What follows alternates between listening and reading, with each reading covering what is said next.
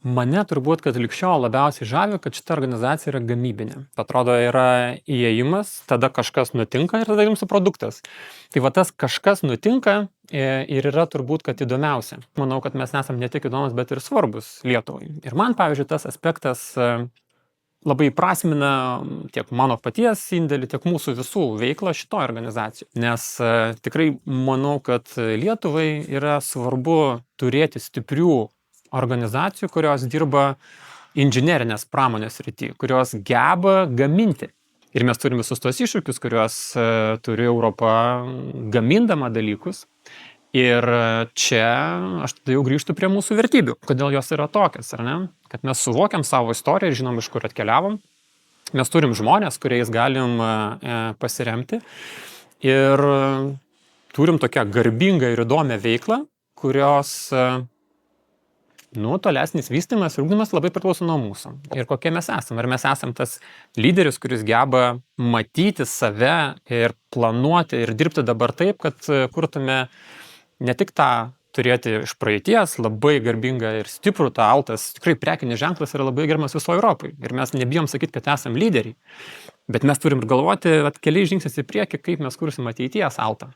Kokių savybių reikės, kokių vertybių reikės ir kokius sprendimus dabar turim priimti tam, kad ten nukeliautume. Kai darbinausi šitą įmonę, tai man iš vis buvo staigmena, kad apskritai Lietuvoje gamina tokią produkciją kaip autobusai. Tai man čia jau buvo tas, kad vau, ką mes darom, gera, įdomu ir prisidėti prie tokio produkto ir aš džiaugiuosi, kad iš vis dirbu tokiam skyriui R&D, kur tu gali tobulinti. Skirtingi skyriai turi galbūt skirtingas žinias, supratimą apie tą produktą, apie klientus ir skirtingą informaciją, tai mes visų pirma ją galim pasidalinti tarpusavį ir toliau patirtis daug ką duoda. Susitinki su kitais skyriais, pamastai, mintimis, kaip sakant, pasidalini ir tada bandai prieiti kažkokių bendrų sprendimų ir išsprendė šitą problemą. Aš esu atsakinga už bazinį autobusų užsakymą, nupirkimą, tai žodžiu tam, kad gauti laiku autobusą, aš tam tikrų laikų turiu juos užsakyti ir ruošiamės užsakinėti autobusus ir tada mūsų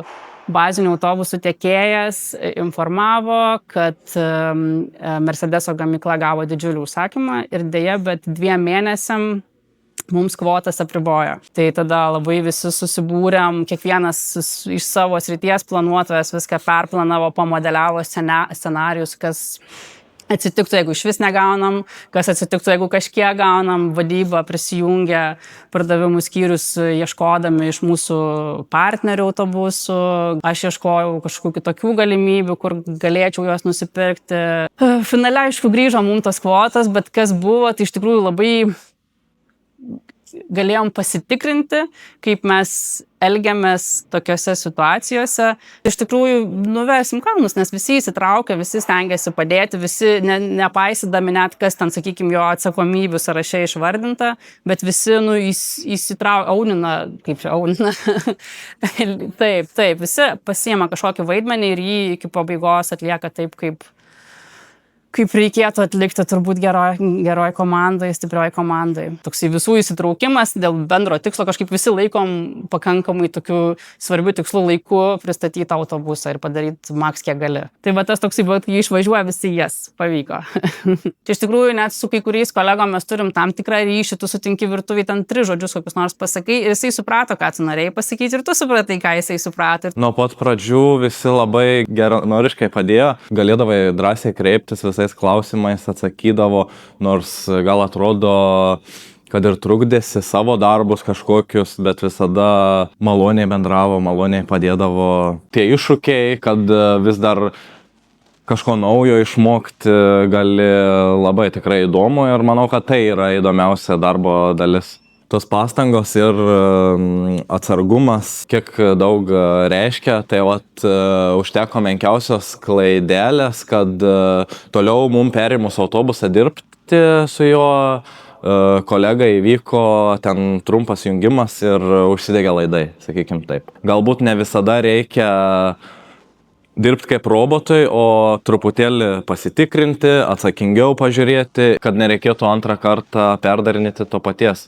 Aš manau, kad įgyvendintas mano projektas su trečiųjų šalių importu Tai yra didžioji dalis mane. Turėjom tokių niuansų, kad ten buvo daug dedamųjų, daug rizikų ir visi buvo toj stadijoje, kaip nežinojo, kaip suvaldyti.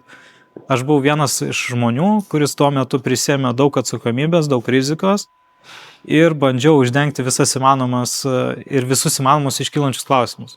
Tai čia yra tas kelias, kai aš parodžiau savo atsakomybę prisėmimo, aš investavau savo laiką, išgliaudžiau tą dalyką ir tapau tuo, ko aš esu dabar. Tai aš visada savo komandai ir sakau, kad jeigu pradėjom kažką inicijuoti, kažką keisti, turim apmastyti iš visų kampų, išvelgti rizikas, klausti, kodėl apskritai tai darom. Nes jeigu tu neužduodi pirmų atveju klausimą, kodėl, tai apie ką mes kalbam. Tai apmastymas iš visų kampų, nepaliekant kažkam kitam.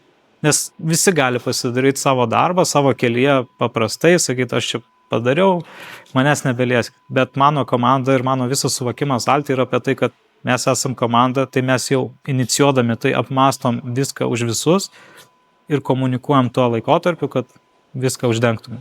Manau, tai vienas iš lyderystės požymių, kai tu vedi kažkur komandą, tuo metu pasirinkai netinkamą kryptį galbūt, bet tu pripažinai laiku, nieko nenuslepi, tai čia yra ta tikroji lyderystė, kai tu gali pripažinti, pasakyti, sufeilinau, kur, kaip darom kitaip ir kur lekiam tolyn. Vienas dalykas, kas labiausiai džiugina, kad pas mus yra labai faini žmonės. Kad gamyboje dirba labai šviesų žmonės, kurie sveikinasi, kurie šypsosi ir tai yra natūralu. Mes neturim kažkokio tai kodo, kaip mes elgiamės, kai ateina svečiai. Ne, tai patys žmonės yra atrodo, kad geros nuotaikos ir tada tas produktas atrodo daug šviesesnis ir vertingesnis.